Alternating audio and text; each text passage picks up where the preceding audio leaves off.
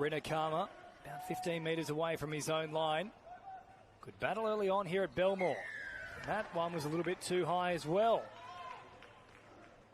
In fact, they're going to say not square from marker is the call. That would have been against going. Yeah, cheap penalty. That's not the sort of penalty you want to give away when you're trying to keep the opposition in their own half. So Canterbury will be back on the attack again here. And they've really dominated in these first 10 minutes, the field position.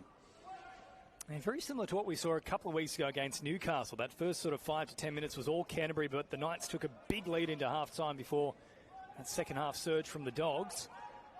Play number 1 now into enemy territory. O'Sullivan, good shape, and then linking up with Spinks. Spinks met there by 3 defenders, including Delia Wigmore. Now 35 metres away from the try line. 2 plays down. Chan Kum Tong linking up with Jones. Then O'Sullivan digs into the line. Dykes threatening to pull the trigger. Held onto it on this occasion. 3 plays down, just outside the 20. O'Sullivan heavily involved here. Underhill, lovely draw and pass. Links up with his other prop in the form of Baker. And a set restart on play number 4. Now Chan Kum Tong navigating towards the try line. Jostled there in a tackle. Wrapped up 5 metres away. Underhill deputising in the hooking role. Then for O'Sullivan. Turns Spinks back underneath. Good contact there from the Panthers. Only play number 2 though.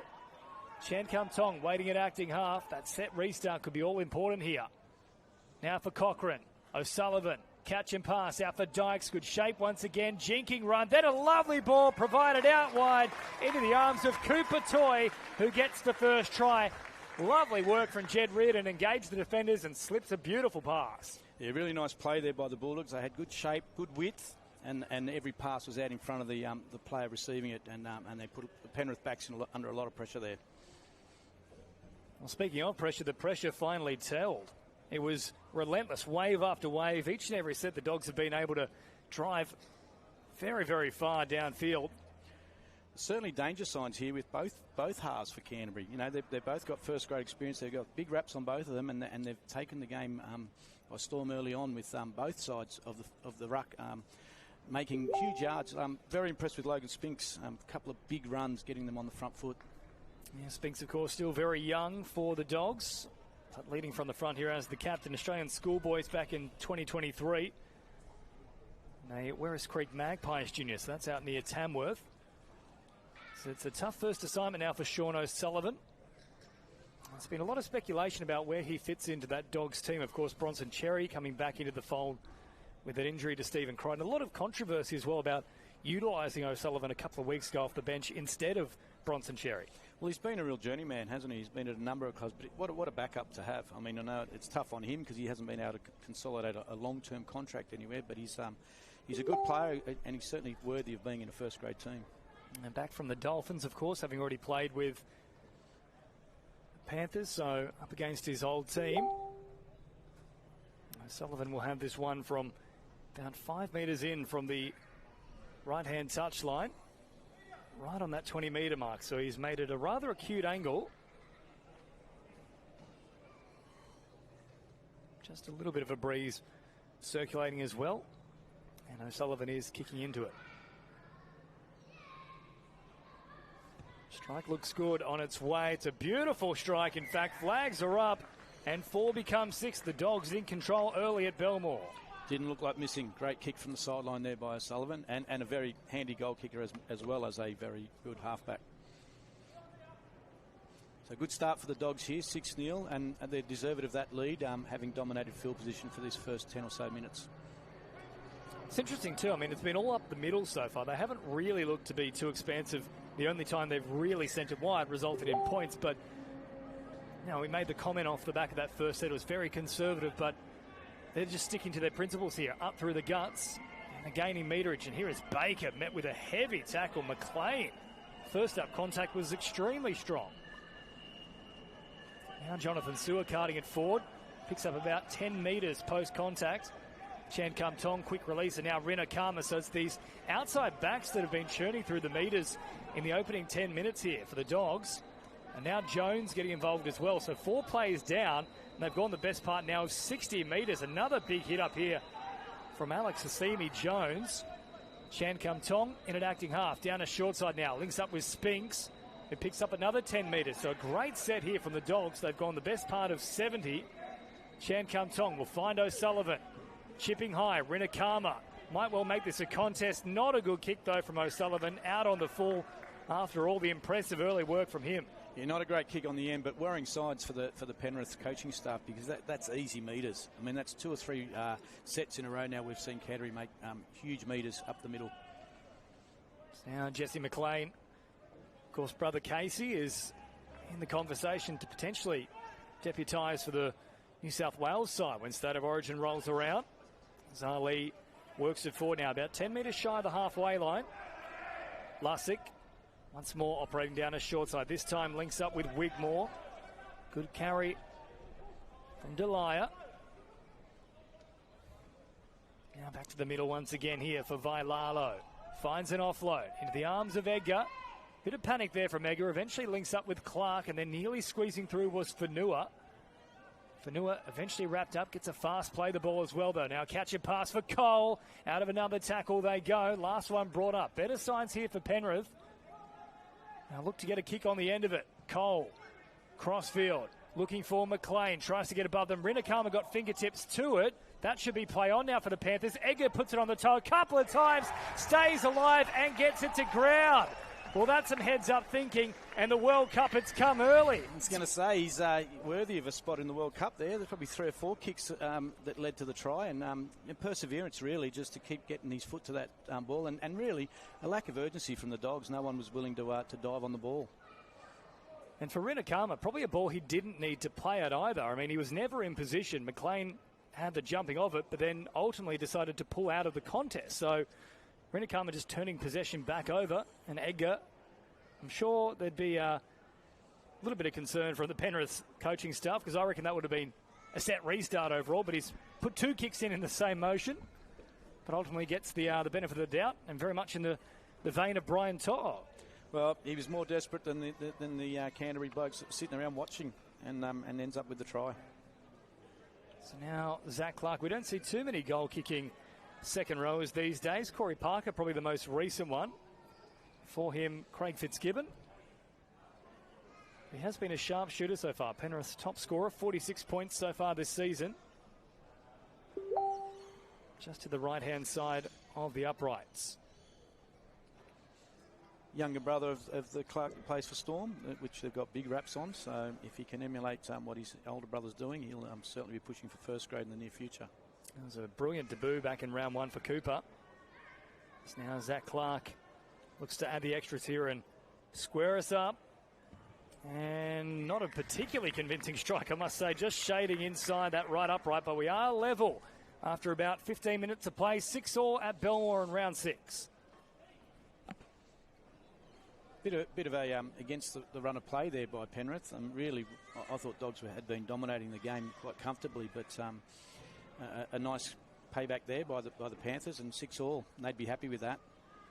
Well, they've probably only had about 3 or 4 tackles inside the opposition 20 so far. The Dogs would have had, by my account, roughly double that.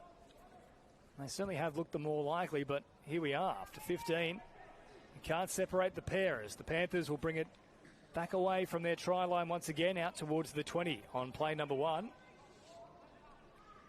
Lussick once more to the middle, this time for Clark, the man who just piloted that goal through the uprights. Gets a fast play the ball as well. Now Ali will cart it forward, tries to get over the top of a good tackle down low from Chan Kum Tong. Lussick, Cogger set upon very quickly. I'm sure there was a consideration from Damien Brady as to whether those players were onside. Cardigan forward, and I believe that is now a set restart. So they got away with the first one, the Dogs, not the second. Lussick, Cogger turning them back on the inside. This time Wigmore. Good contact, though, from the Dogs. Spinks met him. Ali, plenty of footwork. Haven't seen him in the top grade in some time, but 42 NRL appearances with the Warriors. It's now Lussick, hops in at acting half. Good chance on this short side. Edgar takes off, had to link up there with Wigmore, who was pushing through a hole, but shut down in the end by O'Sullivan. Underhill's in a spot of bother. Damien Brady has paused play here, and I think this might be a HIA coming up. Yeah, I think there's a collision between the two, because Edgar also seemed to grimace in pain in the collision, so I think there might have been a collision by both these boys. Edgar just there touching his nose, but neither player called into an assessment. Play on the call instead, as Ali gets us back underway. Going with a flat pass right at the advantage line. Panthers inside the 20 once again. Last one brought up, though. Last time they were down this end of the field, they came away with points. Now they'll come to Cogger on this left-hand side. Catch and pass. Beautiful ball. The last one's gone a mile forward, though, and eventually picked off there from Cooper Toy. Can't imagine there's an advantage, but they'll say a simple turnover, and there is now the zero tackle call. So the Dogs, good rushing defence on that occasion. Yeah, earlier on in the set, they gave away a penalty with their rushing defence, but that time they made sure they were onside, and they put plenty of pressure on the left-hand side backs. So approaching the halfway point in this first half, 23 more minutes remaining. Good contest unfolding here between the 5th place Panthers and the 9th place Dogs, who have been up and down so far this season. Sullivan then putting boot to ball. Edgar, that was clever, lost his footing, but fortunately planted himself in the right spot, and it fell into his arms. Yeah, good take at the back there. He almost overran the ball and was able to, as you said, catch it pretty much down on his haunches. What a difference taking on the full makes, because play number 2, the Panthers already into enemy territory, is now Lydiard. Works it to within 35 metres of the try line. So they'll have another look here to imagine the Panthers. Going. Now for Cogger. Good shape again. Edgar cuts out Moy. Goes directly here to McLean. McLean eventually wrapped up there by his opposite number in the form of Rinakama. That one, not a great delivery. Wigmore had to retreat to take it in, but still picks up good meterage in the end. Last one brought up here for the Panthers, just outside the 20. Lussick, then Cogger, kicking to a corner. Lydiard chasing through. Toy is on the spot. All Lydiard got fingertips to it. For mine, knocks it dead, and that should be a 7-tackle restart from the 20. Yeah, good set by Penrith, though. Certainly the momentum of the game's changing now, with Penrith having a bit of field position inside Canterbury's half. The Dogs need to be wary here, because the Panthers, they're one of those teams that just grind you into submission. It's very much a system, if you will. They play very similar football to the top grade. He's now carting it for the Dogs. Will turn it over and play one. Hoppo's barely had a touch so far. I think that might actually be his first hit up, and it results in a spillage. And you'd expect your New South Wales Cup sides to have similar patterns to first grade, because you know, during a season, 26 rounds, you've got players coming in and out, and you'd hope, and many of them do train with the first grade squad. So I'm sure there's communication between coaches about how they want them to play in the feeder side. Well, Hoppoy is one of those players certainly that has plenty of experience in the top grade. He'll be wanting better than that. Turnover early in the count will once again gift golden territory here to the Panthers. What can they conjure up? The last try they got, that was a little bit ad hoc, if you will. It's McLean now. Off the scrum. Beats the first man in the form of O'Sullivan. And attempting to put on a shot there was Baker, but completely missed him. Fast play the ball now from McLean. Ali beats one with that footwork once again. Beats a second, still going, and picks up 15 metres. Great carry there from Tom Ali. Lussick. Now for Cogger. Ushering going back underneath, who beats 2 with the fend, and now comes to this right-hand side. Still going here, Kalani going. Eventually wrapped up just 5 metres away. Fast play the ball. Lussick out of acting half. Barges over, and they'll get a penalty here despite being held up, as the set restart was called, so they'll come back out to the 10. He loves to burrow Lussick from dummy half. If they can get a quick play of the ball, it's his pet play. So there we go, set restart. Once again, they'll go on the attack here with Wigmore. Jinking effort once again. Comes towards the centre of the field. Wrapped up there by Underhill. Good shape out on this left-hand side, Penrith. That's the way they come. Cogger to Cole, shows it, then takes off and nearly split them. Wrapped up about 10 metres away. Lussick now for Vailalo, who carts it back towards the centre of the field, up towards the sticks. The Panthers building here. Lussick goes to this left-hand side. Ali wasn't really expecting it. Flings an offload. Still play on here for the Panthers, but they've lost 10 metres. Edgar now eventually gets to it. In fact, Cole it is, who then tries to link up. That's a shocking effort from Cole, and there's the turnover. Well, that set was a dog's breakfast from Penrith. Well, it broke down from the play of the ball, and they just made matters worse by trying to get another offload away when they probably just needed to settle the play. They still had a couple of tackles up their sleeve. You're right. There was a lot of panic when there didn't need to be. As now Sewer carts it forward. Wigmore over the top. Good tackle down low. Made by Cogger. Mayu was pushing through in support, but Cochrane took a little too long to release the pass, and as a result, took it himself. Still good field position here, though, for the Dogs. Chan Kum Tong and now Mayu carting it forward. Hasn't he been good off the bench in recent weeks? Yeah, he's just come onto the field and he's trying to lift his side with a couple of big runs there. Once again, O'Sullivan digging into the line. Cochrane is picked off. That was a sniper shot there from the Panthers. Moi delivered it. The nephew of Fui, but now Edgar's away. The ball came free. He scooped up the loose pickings, and Edgar will get a double once again in bizarre circumstances. You simply cannot stop when the ball hits the deck, and one man hasn't on 2 occasions, Jackson Edgar.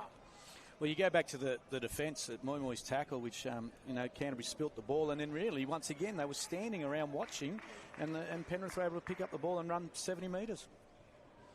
It was a bizarre one as well. It all seemed like the play had broken down, come to a stop, but Edgar stayed alive in the play. Well, he played to the whistle, didn't he? And the referee said play on, and he had probably a 10-15 metre start on the rest of the defence. Well, I dare say only Jonathan Sewer and maybe Renakama would have had the wheels to try and rein him in. They were on that side, but they'd already pushed forward. So 10-6 to the Panthers. I'm reticent to say it's against the run of play because the last 10 minutes they have dominated. Yeah, they've got the momentum at the moment, and but a couple of really cheap errors have come into the Canterbury plays in the last 2 sets. One at that end of the field, and then one in an attacking position. Now Zach Clark from this wide position. We'll have the attempt once again. So former Tigers junior. 2020 to 24.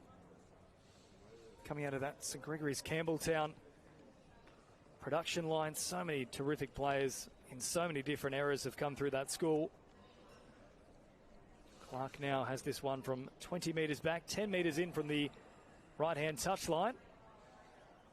I was listening to a podcast only this week, Steve Chimes' podcast, and he was interviewing Jack DeBellin, who went to St Greg's. Not a known football, actually played soccer, and a couple of his mates were contracted to clubs, St George in particular, and they went and had a look at him and signed him up. That one has waved away. I think he'd be a pretty formidable opponent on the soccer field, that's for sure. He's a big body, Jack DeBellin. Do you know what he played? Was it a centre-back? That's what I can imagine Jack being. I'd imagine so. He didn't say what position, but got into rugby league at St Greg's, and as you said, many great footballs have come out of St Greg's. So conversion unsuccessful there off the boot of Clark. Score remains at 10-6 as now Daniel O'Donnell enters the action for the Dogs. Former Rabbitoh applies his trade out of dummy half. It's now Sewer. We'll have the restart once again. Lights beginning to take effect here at Belmore. Now we crave for daylight savings to return as now the Panthers return it back into the defensive line. Good contact. Well, there's an issue here, though. It's not O'Sullivan. Might actually be that man who's just come on. It could actually be O'Donnell. No, in fact, it's not O'Donnell. He's still up. It's a man with blue boots who's hit the deck. And there was immediate concern for both teams there. That was good to see from the Panthers with that sportsmanship along with the Dogs. Yeah, a few of the boys, though, weren't happy with whatever happened too, because there's a little bit of chatter between the two teams at the moment. But Penrith have taken themselves back 5 metres or so from the injury, and no doubt just talking through what they need to do in the next 15 or so minutes leading into half time. They've got the ascendancy, so they'll be making sure they can continue to go on with it. It's an innocuous one too. Not sure if it's a head collision or falling awkwardly. Of course, we saw a terrible injury to Bailey Simonson off the back of an awkward fall for Easter Monday. Not suggesting it's that, but it's a little hard to tell exactly what went wrong in that tackle. Yeah, and he's sitting up, which is a good sign. They haven't, he hasn't gone into a line position. He's sitting up, and the trainers are talking to him, and he's explaining what's happened. He's up on his feet now, so that's a good sign. I think it's Fletcher Baker, is it? Yeah, it might well be Fletcher Baker. Just taking a look, Underhill is still out there. Mayu has come on as well for Jones. Yeah, it looks like it is Fletcher Baker. So it's given the all clear at the moment, but you'd imagine anything head related. Yeah, I think it might be more his neck. When I'm looking at what he was showing the trainer, I think it might be a bit of a neck injury more than a head injury. He looks good to go now. He's got the thumbs up from the trainer. Might have just been one of those burners. So played here. Panthers cutting it for once again. There's a big carry. Hitting the deck was O'Donnell. That's his first involvement. And he ate dirt. So now the Panthers come up towards the 40. Suddenly they've lifted off the back of those couple of tries. First one against the runner play, but second one was all delivered through momentum as now Wigmore is set upon very quickly. Wrapped up there in a two-man tackle, including O'Sullivan. Now Ali. Hasn't he been impressive? Huge post-contact meters and keen to take a hit up every set. He's got great footwork before the line as well. Last one brought up here. Cogger will send it high. That one won't really test out Rinakama though, but the chase from Moy is good. But he beats Moy, then beats McLean and is away down the sideline. Cogger there to meet him, but a great return from Jethro Rinakama. I think McLean may have got his foot caught in the ground because he looked like he just grabbed it air, and he's got his shoe in his hand now. So I think he might have just planted his foot and lost, got sort of trapped in the grass. Well, there's a heavy track, and then there's whatever happened to McLean there. As now Underhill counts it forward, going there to meet him. The Dogs immediately on the attack though, off the back of that great return from Jethro. So now O'Donnell shifting it out to that right-hand side. Baker bent backwards. Good contact once again. O'Donnell, Mayu digging into the line. Oh, O'Sullivan was set upon. Ball comes free. Picked up now from the Panthers. Going, carts it upfield. Great shot, though, on Sean O'Sullivan. Again, a cheap turnover. Great rushing defence from the Panthers. Sees them back in possession. So that'll be a zero tackle here. 10 shy of the halfway line as now Moy carts it for once again. And Jason Taylor wouldn't be happy with these mistakes. I can't remember the last time the Dogs had a kick on the end of a set. It's been some time. I think the last time we might have seen a kick on the end of the set was the one that went out on the full from O'Sullivan. Yep. So now Wigmore carting it inside the opposition 40. Lussick waiting at acting half. Cogger at first receiver. Takes them on. Mayu there to meet him. O'Sullivan arrives as well. 4 plays down. Lussick to Edgar. Floating a pass now for Moy. Good jinking run. Beat 2 at once. Now sets up McLean down the sideline. Chipping back to the middle. Lovely weight on it. Edgar was there looking for a hat-trick, but bowled over by O'Donnell, who also got the ball importantly. Yeah, great lead-up from Moy and then a beautiful little kick across from McLean. They were unlucky not to score. But great work from the doggy fullback Cochrane there to get to the ball. So it'll be a dropout now. Penrith will once again put the Dogs under pressure. That was terrific footwork from Patrick Moy. Of course, if you are wondering, that sounds like a familiar name. It's actually the nephew of Big Fui, who was still playing up until a few years ago over in the Super League. And he could run Fui as well. He wasn't just a big body. He was quite quick, so I'm not surprised to see Patrick a little further out wide. Yeah, he certainly did have a bit of pace for the size of his body. There's a nice long kick here, so Canterbury hoping to keep them outside their 20. Now good return into the action. So up towards that 20-metre mark. Play number 1, Penrith in golden field position here. Liam Henry. Now that's an interesting one. Of course, plenty of top-grade experience for Liam Henry, but coming off the bench here in the New South Wales Cup. It's now going, carts it forward. Yeah, I was certainly surprised to see he was in jumper 15, but he'll add plenty of experience to this Penrith team. Now Lussick, 10 metres away. Henry wants another crack at them here. Brings it right to the line. Then a little tip on play. Getting very close now. Almost able to stretch out. Tapa Tautai into the action. Lussick. Then for Cogger. Draw and pass. Shutting down the gap was the Dogs. Last one brought up. They've got numbers on this right-hand edge. Do they look for the kick instead? Lussick goes from acting half. Second kick arrives. And then somehow getting it down just in time. I think it might have been Cogger pushing through. Well, they all had eyes for him, but they forgot about the dreaded second kick. And again, it emphasises possession is so important. You know, Canterbury for the first 15 minutes or so controlled the ball and looked in control of the match. Things have turned completely around with Penrith dominating possession in the last 10 or 15 minutes, and as a result, 3 tries, consecutive tries. Now 14-6 now with 11.5 to go. A much easier assignment here for Zach Clark too.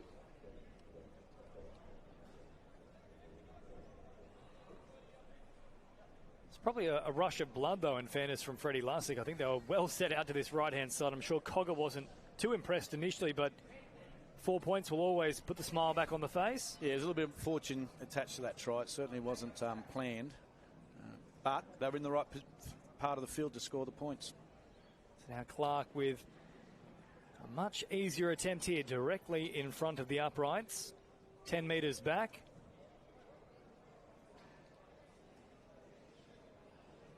This to give them a 10-point buffer. They already need to score twice here, the Dogs. Geez, isn't this similar to that match a couple of weeks ago against the Knights, where they were on fire in the opening 5-10, and then the Knights just took complete control before the big swing in the second half. But Penrith, you dare say, they've been here and done that time and time again. They're going to be hard to wrangle the momentum off. It's now Clark from right in front, pilots it through the uprights, and 16-6 the score. Yeah, good lead going into this last 10 minutes of the first half. Scoring the last 3 tries and dominating field position. Penrith will be hoping to have a good set here and a long kick and put Canterbury under pressure again in their own half. So 16-6 the score. Panthers well and truly in control. Must be said, though, all 3 tries have been rather fortuitous. Edgar diving on a loose ball off the back of a little kick through from himself, and then also cleaning up the pass that was provided to him off the back of an error from the Dogs the very next play. And of course that one there for Cogger, the second kick after the deflection. So what it means, though, is the Panthers have a nice little buffer here. 10 points to the good, 9.5 to go in this first half. Wrapped up just outside the 20 now. Henry with a full head of steam, carts it forward. Good metres from Liam. Lussick kicking out of acting half this time. Before the end, and Cochrane well positioned. He's a little bit kick happy here, Lussick. Now the chase comes through, but overall I think the Dogs actually win out in that situation. So they played here about 28 metres away, and probably had another couple of carries they could have put through there, the Panthers. Yeah, he does like to kick. Does it quite often, but that probably wasn't one of his better options there. As you said, a couple more plays, they would have got another, 10 or 20 metres before they could have put a kick into the corners. Now a nice strong carry up through the middle here from the Dogs. Patea over the top to make the tackle. Now Fami Toilalo with his first carry will spill it. Geez, haven't we seen that a few times here? The first involvement for Dogs players hasn't been particularly strong this afternoon. And it tends to be in the same spot on the field. I think that's maybe the 3rd time in that area between the halfway and the 10 metres from halfway where they've dropped the ball on the 2nd or 3rd. So no real pressure on Penrith. Once again, we don't see a kick on the end of a set. Another incomplete set by the Dogs.